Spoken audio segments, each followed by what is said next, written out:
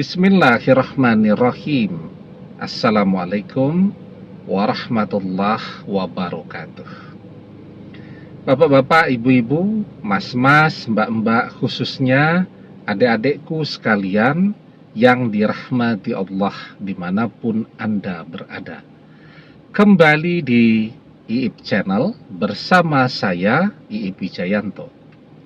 Kali ini kita akan membahas tema, apakah mantan yang sudah bahagia bersama orang ketiga masih memikirkanmu, masih merindukanmu? Ini pertanyaan yang sangat sering muncul di dalam benak kita ya. Mantan sepertinya sudah sangat bahagia. Kita mengintip di Instagramnya, isinya semuanya foto-foto, video-video sedang happy-happy bersama orang ketiga. Apakah mantan betul-betul bahagia seperti apa yang dia posting di media sosialnya? Nah, ini menarik.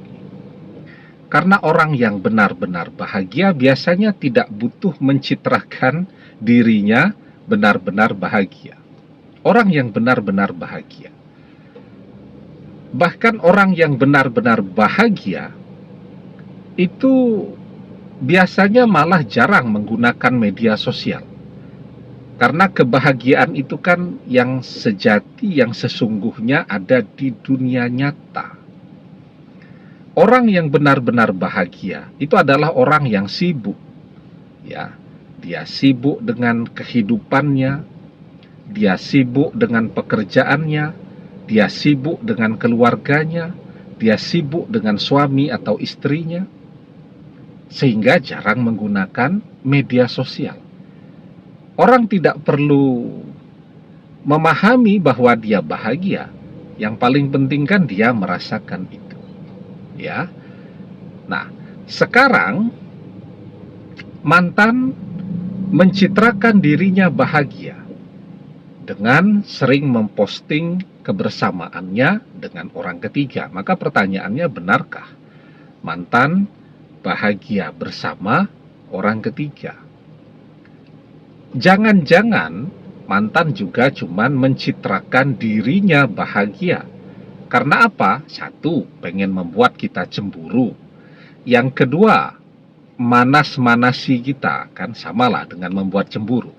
Yang ketiga, dia malu kalau sampai kita tahu bahwa dia menderita bersama orang ketiga, maka dia mencitrakan dirinya seakan-akan dia bahagia. Kita sering lihat ya, orang ketika akan menikah itu posting foto prewedding yang mahal ya. Kemudian pada awal-awal pernikahan semua diposting.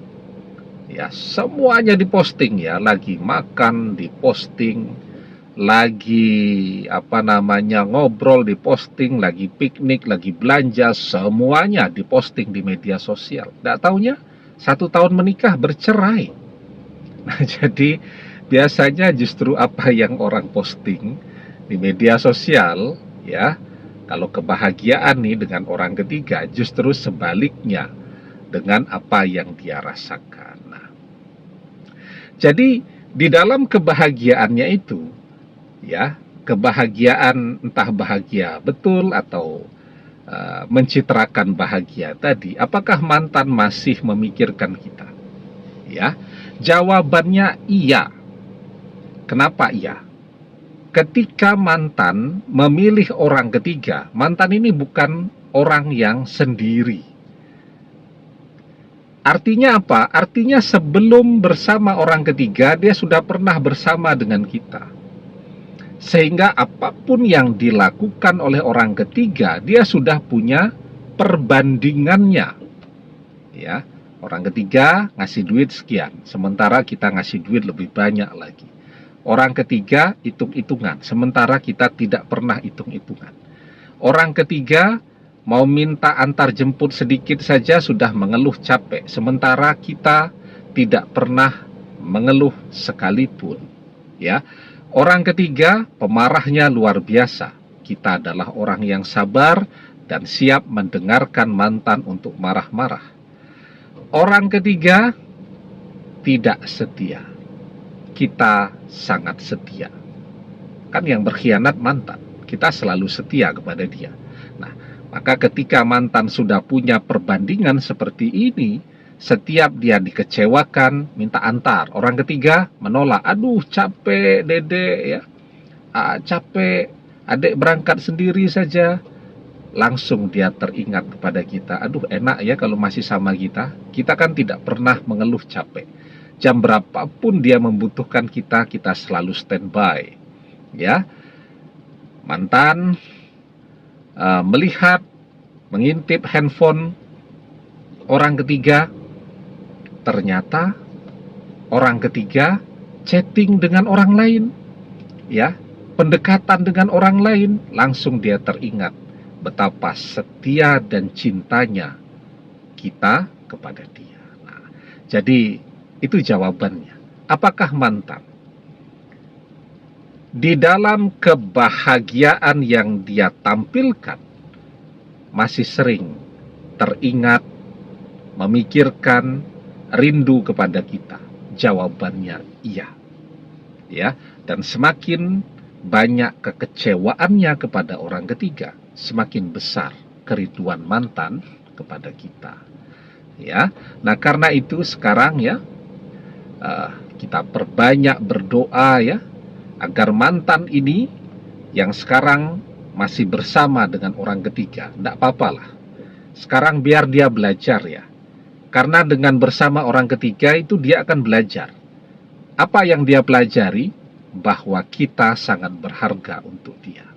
Nah, yang paling penting sekarang kita berdoa, kita memohon kepada Allah agar mantan menjadi jodoh kita dunia akhirat.